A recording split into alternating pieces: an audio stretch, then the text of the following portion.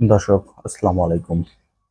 একটা গুরুত্বপূর্ণ খবর। আপনারা গতকাল থেকেই দেখছেন যে বাংলাদেশে আওয়ামী লীগকে নিষিদ্ধ নিয়ে ইউনূস সরকারের বাসভবন ঘেরাও করেছে এনসিপির কিছু সদস্য এবং তার সাথে যুক্ত হয়েছে শিবিরের কিছু লোকজন। মূলত আব্দুল হামিদকে দেশের বাইরে পালিয়ে যাওয়া নিয়ে এই আন্দোলনটা আরো জোরালো হয়েছে।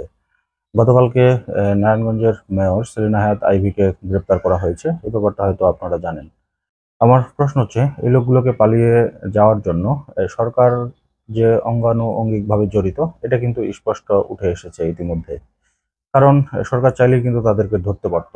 অনেকেই বলছেন যে টাকা পয়সার বিনিময়ে কিন্তু এই নেতাকর্মীগুলোকে দেশের বাইরে পার করে দিচ্ছে সরকারের কিছু লোকজন। তো আসিফ নজরুল একটি মন্তব্য করেছেন আওয়ামী লীগকে নিয়ে। এটা নিয়ে একটা নিউজ করেছে বাংলা ট্রিবিউন। শিরোনামে বলা হয়েছে আওয়ামী লীগ ও সহযোগী সংগঠন নিষিদ্ধ হতে পারে।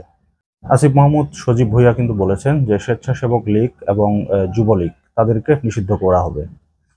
তার এই প্রেক্ষিতে আসিফ নজরুলও গতকালকে বেশ কিছু গণমাধ্যমকে সাক্ষাৎকার দেওয়ার সময় এই কথাটি বলেছেন। তো খবরে বলা হয়েছে যে আওয়ামী লীগ নিষিদ্ধ করার দাবি সমাজে প্রবলভাবে রয়েছে। গণ অভ্যুত্থানের ফলে গণহত্যার পর তাদের মধ্যে অপরাধ বোধের অনুপস্থিতি, ছাত্র জনতার উপর হামলা সহ বিভিন্ন হীন কর্মকাণ্ড ও পলাতক হাসিনার চরম উস্কানিমূলক বক্তব্য দেখার পর এই দাবি সমাজে আরো সোচ্চারভাবে উচ্চারিত হচ্ছে। তাই আওয়ামী লীগ ও তার সহযোগী সংগঠনকে নিষিদ্ধ করার সম্ভাবনা রয়েছে। এটা হচ্ছে আসিফ নজরুলের বক্তব্য। তবে এই বক্তব্যটি আসিফ নজরুল কিন্তু এর আগেও বেশ কয়েকবার বলেছেন। তবে ইউনূস সরকার কিন্তু এর আগে বেশ কয়েকবার বলেছেন যে তাদের আওয়ামী লীগকে নিষিদ্ধ করার কোনো ইচ্ছা নেই। এখন ছাত্র জনতার আন্দোলনের ফলে আবার এই দাবি সোচ্চার হচ্ছে এবং এই কাজগুলো কিন্তু আবার তারা করার চিন্তা ভাবনা করছে। তাহলে কি আওয়ামী লীগকে নিষিদ্ধ করা হতে পারে? এরকম কিন্তু ব্যাপক আলোচনা চলছে ইতিমধ্যে। ছাত্রদের পাশাপাশি জামাত শিবির কিন্তু এই পক্ষে রয়েছে। বিএনপির পক্ষ থেকে এখন পর্যন্ত কিন্তু এরকম কোনো বিবৃতি দেখা যায়নি। যদিও বিএনপির মহাসচিব মির্জা ফখরুল ইসলাম এর আগেও বলেছেন যে আওয়ামী লীগকে নিষিদ্ধ করার আমরা কে? আমরা কেউ না যে আমরা আওয়ামী লীগকে নিষিদ্ধ করব।